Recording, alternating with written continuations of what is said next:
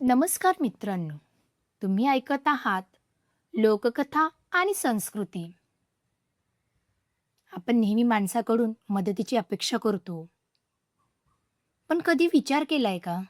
आपल्याला निसर्ग किती काही देतो? आजची कथा आहे एका झाडाची आणि एका माणसाची. एका गावात एक मोठं हिरवं झाड होतं.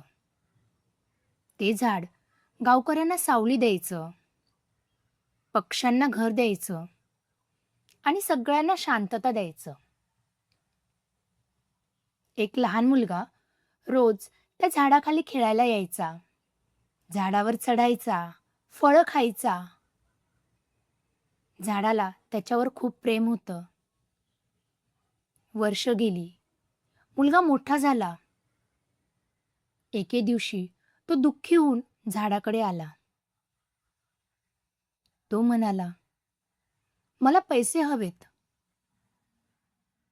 झाड म्हणालं, "माझी फळं घे, विक, तुला पैसे मिळतील." पुन्हा काही वर्षांनी तो परत आला.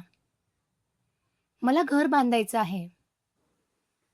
झाड म्हणालं, "माझ्या फांद्या घे आणि घर बांध." पुन्हा काही वर्षांनी तो म्हातारा झाला. तो म्हणाला, "मला दूर जायचं आहे, शांतता हवी." झाड म्हणालं, "माझं खोड घे, बोट बनव." झाडाकडे काहीच उरलं नाही, फक्त एक ठोकळा.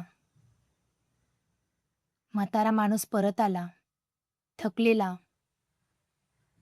तो त्या ठोकळ्यावर जाऊन बसला. झाड म्हणालं,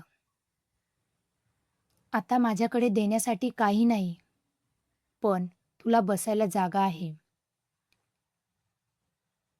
निसर्ग नेहमी देतच राहतो, पण आपण त्याची कदर करतो का? मित्रांनो, ही कथा आपल्याला शिकवते, निसर्ग आपल्याला निस्वार्थपणे देत राहतो, पण आपण त्याचं जतन करायला हवं. जर ही कथा आवडली असेल, तर लाईक, शेअर आणि सबस्क्राईब नक्की करा. पुन्हा भेटूया अशाच एका सुंदर कथेसोबत.